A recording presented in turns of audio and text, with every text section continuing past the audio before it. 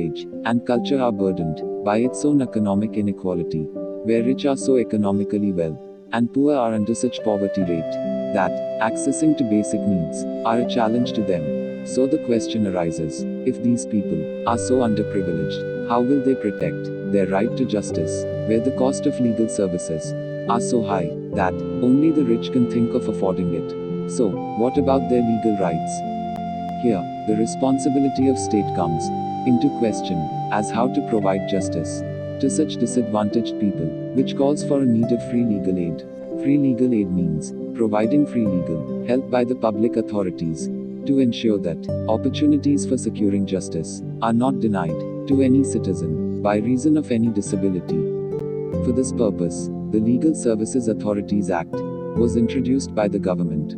This act will constitute legal services authorities to provide free and competent legal services to the weaker sections of the society to ensure that opportunities for securing justice are not denied to any citizen by reason of economic or other disabilities, and to organize local adalats to secure that the operation of the legal system promotes justice on a basis of equal opportunity.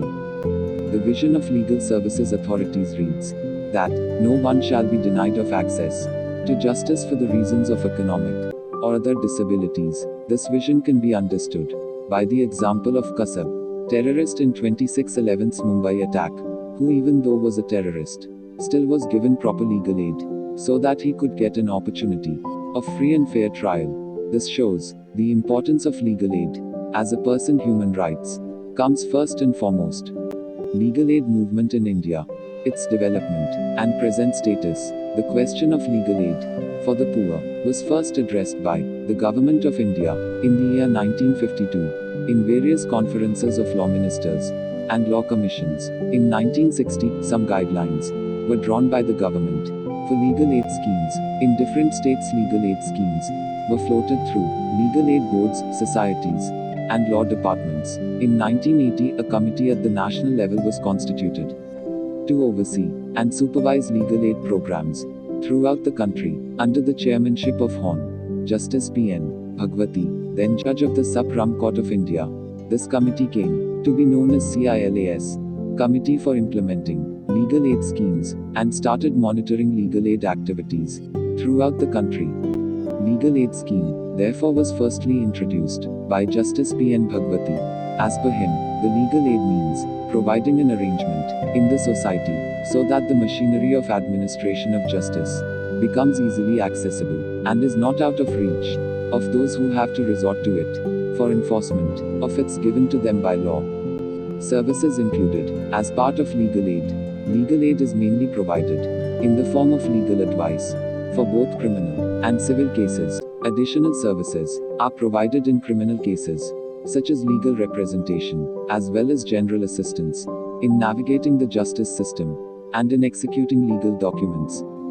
Persons who can avail this free legal services are women and children, persons with disability, that is, persons suffering from blindness, low vision, leprosy cured, hearing impairment, locomotor disability, mental retardation, mental illness, member of scheduled caste or scheduled tribes, industrial workmen, persons in custody, victims of natural disaster, ethnic or caste violence, industrial disaster, victims of human trafficking, or beggar, persons with an annual income of less than 1 lakh rupees, or is notified by the central or state governments.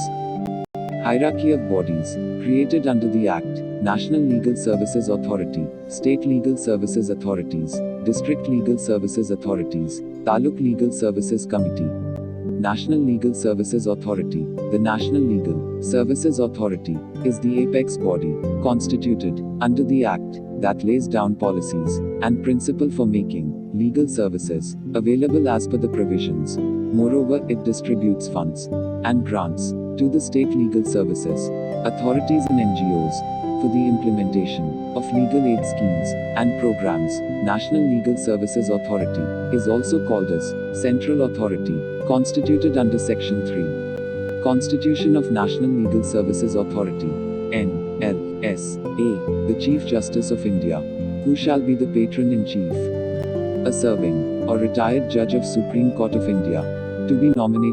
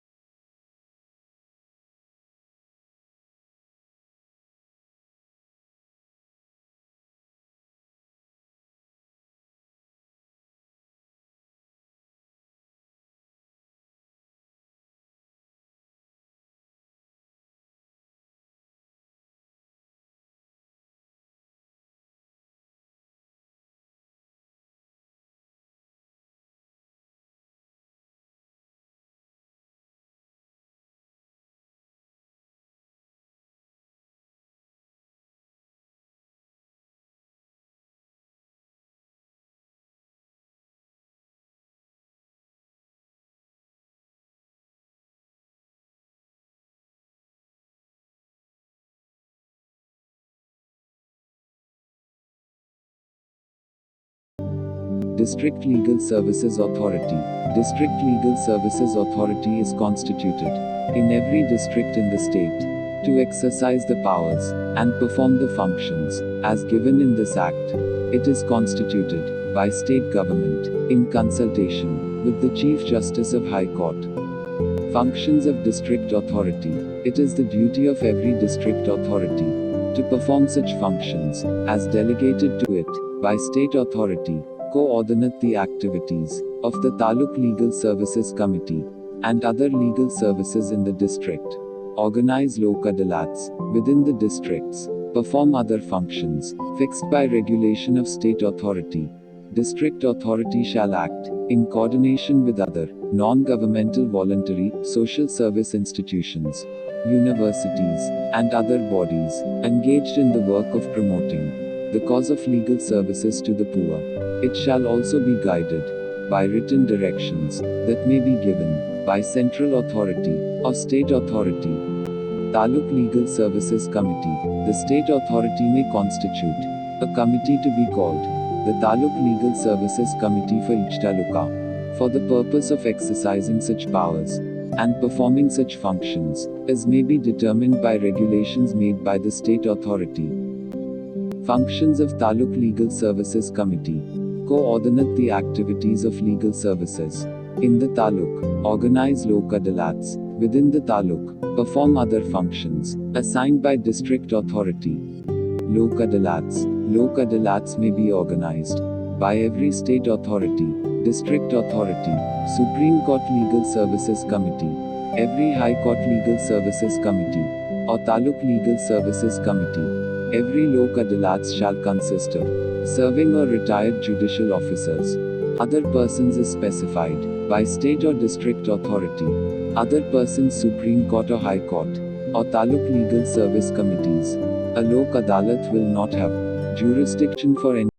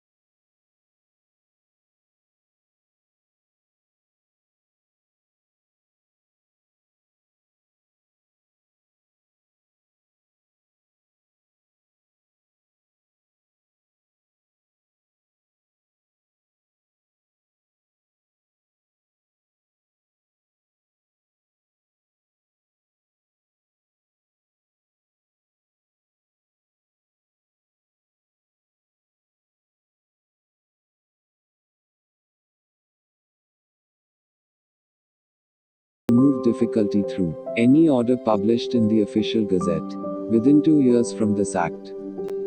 How government create awareness of legal aid. An initiative by state has no meaning if general people have no idea about such initiatives. So what all NALSA is doing to create awareness. NALSA issues press releases in almost all the leading newspapers in the country in English, Hindi, and regional languages to convey to the public salient provisions of the Legal Services Authorities Act, the important schemes introduced by NALSA for providing legal aid and the utility of Lok Adalats, so that people should know about the facilities being provided by legal services authorities throughout the country. State legal services authorities all over the country organize Lok Adalats, legal literacy camps, and undertake legal awareness campaign to make people aware of their legal rights. NALSA is laying great deal of emphasis on legal literacy and legal awareness campaign. Almost all the state legal services authorities are identifying suitable and trustworthy NGO through whom legal literacy campaign may be taken to tribal, backward, and far-flung areas in the country. The effort is to publicize legal aid schemes so that the target group for whom Legal Services Authorities Act has provided for free legal aid may come to know about the same and approach the concerned legal services functionaries. Disposal Report of National Lok Adalats. Statistical information of permanent Lok Adalats in Maharashtra.